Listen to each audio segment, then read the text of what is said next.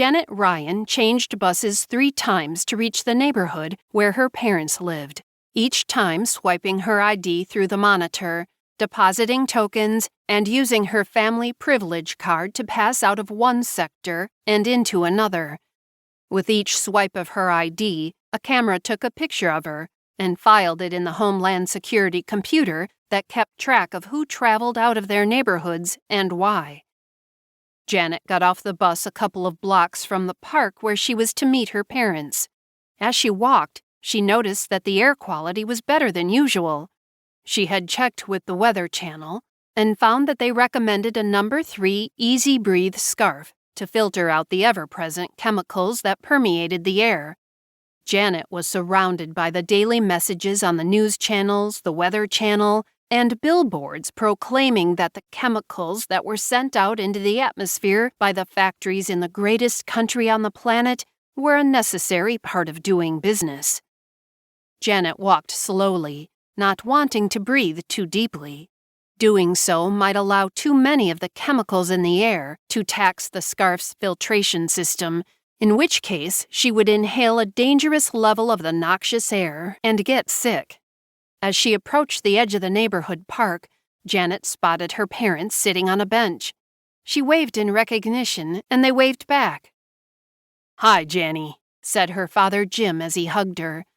After their embrace, Janet turned and hugged her mother, Emily, who started to cry. "Mom, what's wrong?" asked Janet. Janet's mother didn't answer, and her crying became more intense. Janet positioned herself between her parents as her father said, "Let's walk. We need to talk."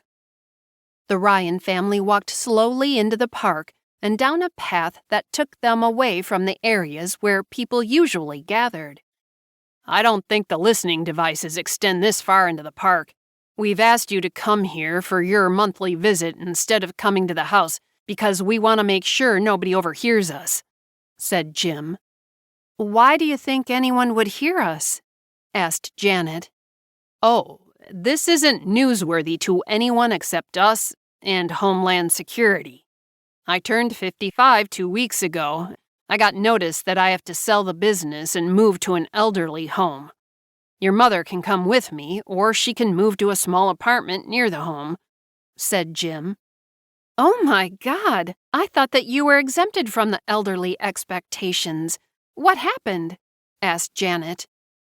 "As you know, we were promised that we would be exempted when we participated in the rebirth of the city's plan. I designed the new neighborhoods that put people in specific sectors as a way to prevent terrorism. Just in case the promises made to us weren't kept, we managed to work out a deal with Josh Connor, my partner, to put the architecture company in his name and to pay us in cash over time. We didn't dare put the money in the bank.